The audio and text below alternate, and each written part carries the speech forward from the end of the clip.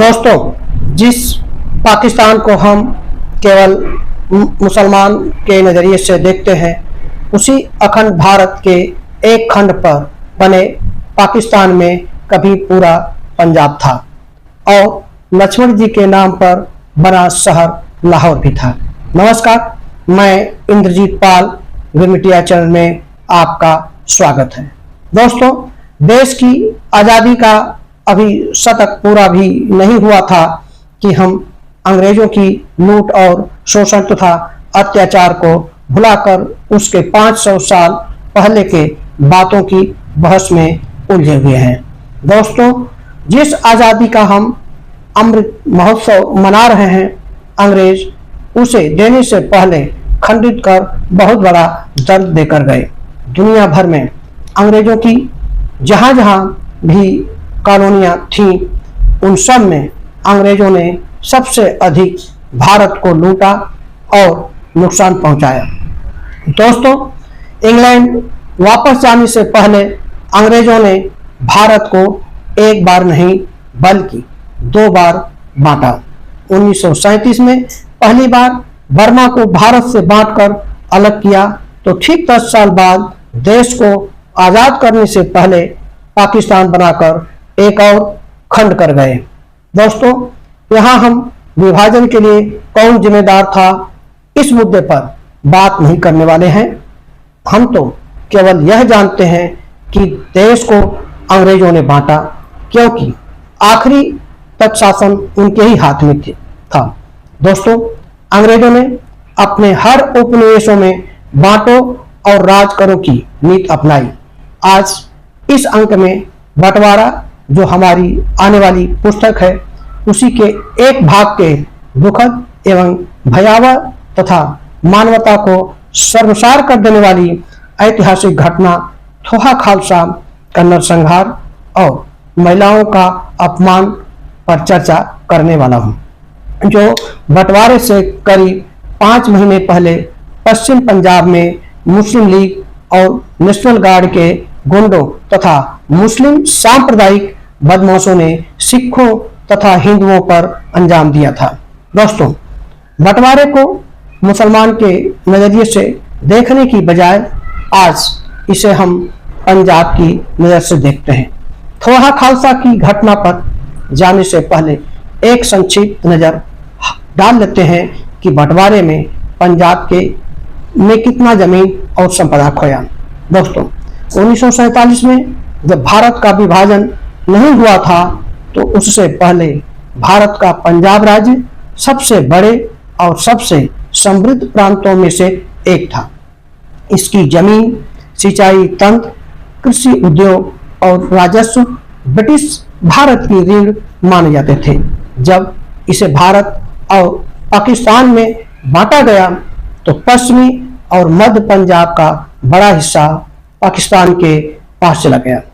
दोस्तों, विभाजन से ब्रिटिश पंजाब का कुल क्षेत्रफल 3,57,000 वर्ग किलोमीटर था, जिसमें से उपजाऊ और शहरों वाला क्षेत्र 2,05,000 वर्ग किलोमीटर का क्षेत्र पाकिस्तान में चला गया और भारत के पास पंजाब का 1,52,000 वर्ग किलोमीटर क्षेत्र ही बचा।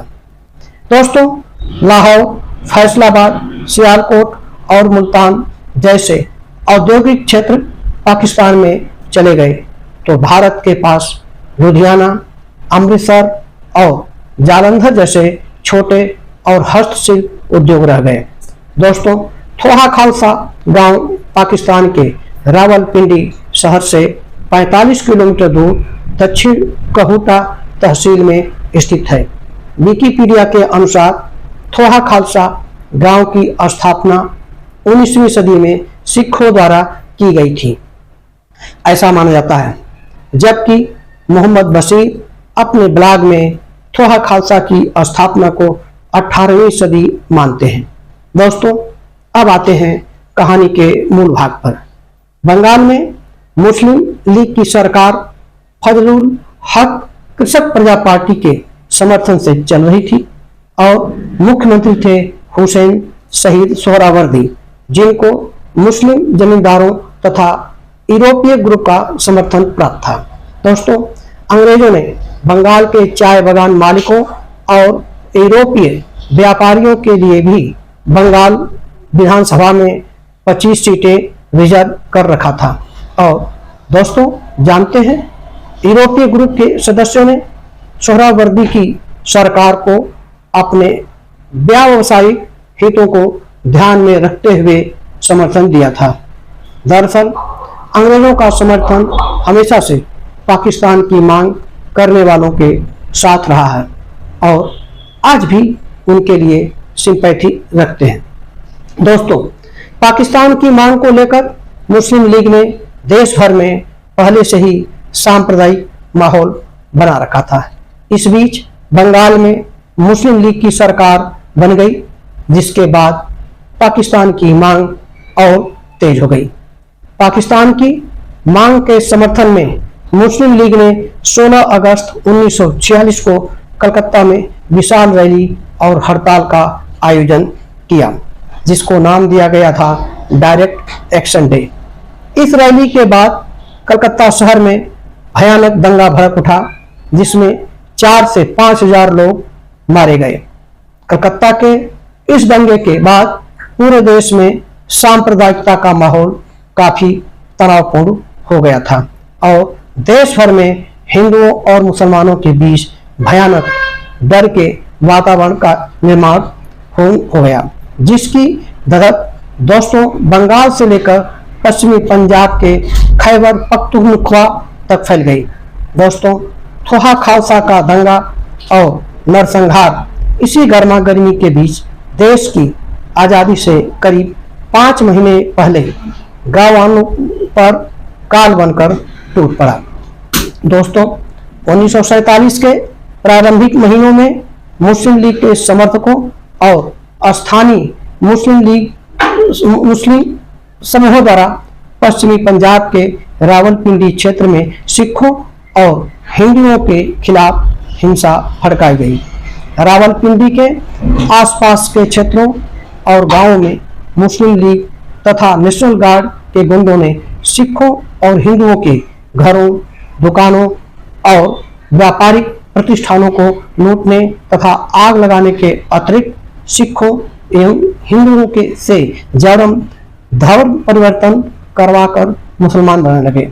दोस्तों, रावलपिंडी के दंगे की आग शहर से बाहर गांवों की ओर फैलने लगी। समय था शाम का और तारीख थी 12 मार्च 1947। थोहा खालसा गांव वालों को जान बचाने के लिए आखिरी मौका, वे या तो इस्लाम कबूल करें या फिर मरने के लिए तैयार रहें, और फरमान था मुस्लिम लीग का। दोस्तों, थोहा खालसा गांव में सिखों की आबादी सबसे अधिक थी, जो बहुसंख्यक के साथ साथ पैसे वाले भी थे, जिनमें से अधिकांश लोग सोने चांदी का धंधा करते थे, जो कट्टर सिख माने जाते थे। दोस्तों, इन सिखों के पास महाराजा रणजीत सिंह के जमाने के घरों के ठिकानों के दस्तावेज थे। गांव में सिखों की आबादी 1200 थी।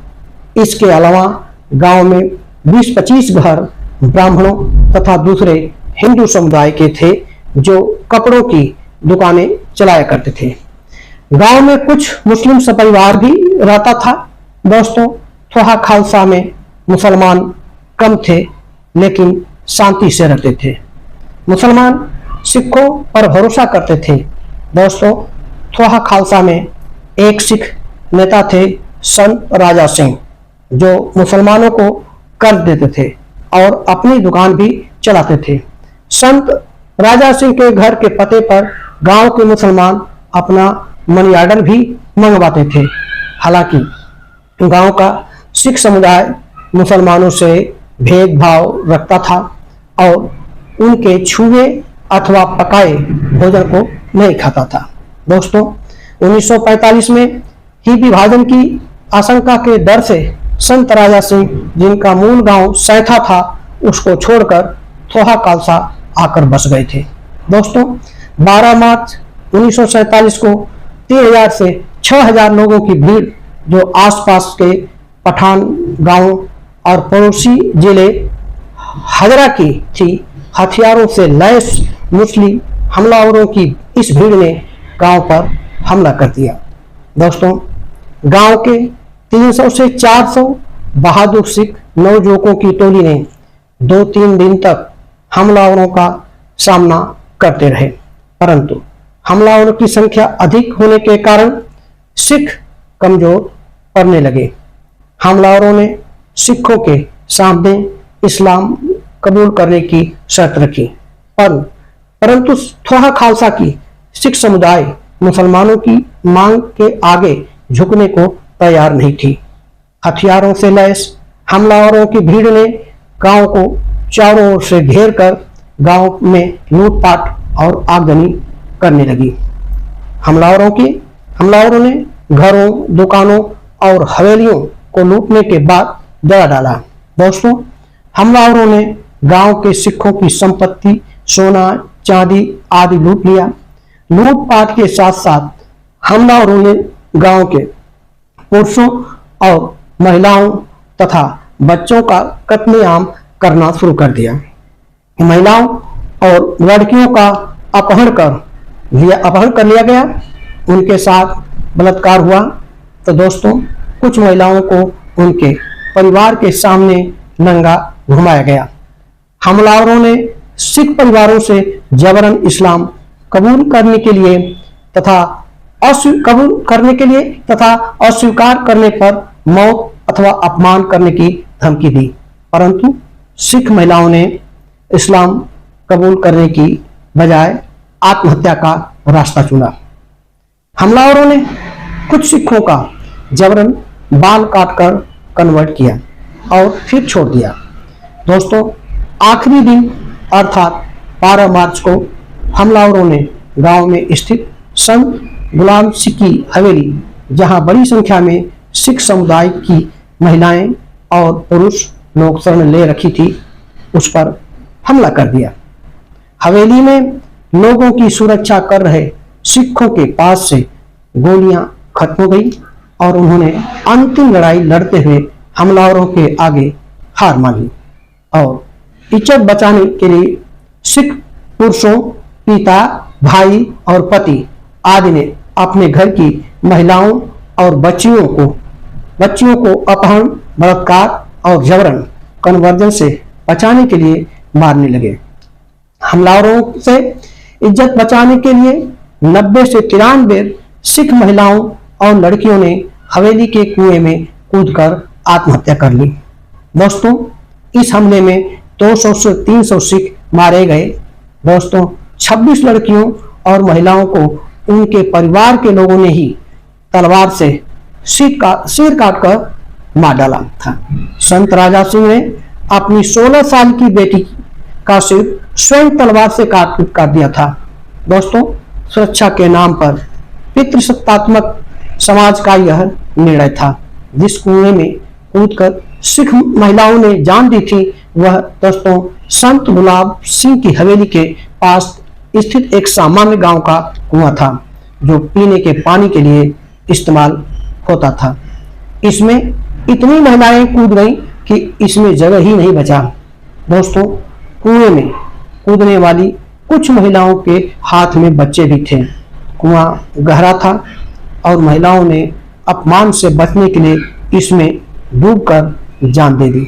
दोस्तों, थोहा खालसा की इस घटना के बाद यह शहीदी कुआं के रूप में जाना जाता है, जो आज भी पाकिस्तान में मौजूद है।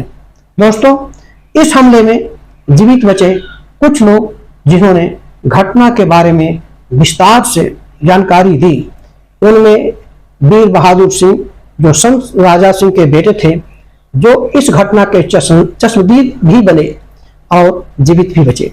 उन्होंने बाद में इस घटना के बारे में विस्तार से लिखा, जो विभाजन की साहित्य और साक्षात्कारों में शामिल है। दोस्तों, संत गुलाब सिंह सिखों के एक धार्मिक नेता थे और उन्होंने ही गांव वासियों को अपनी हवेली में शरण दे रखा था।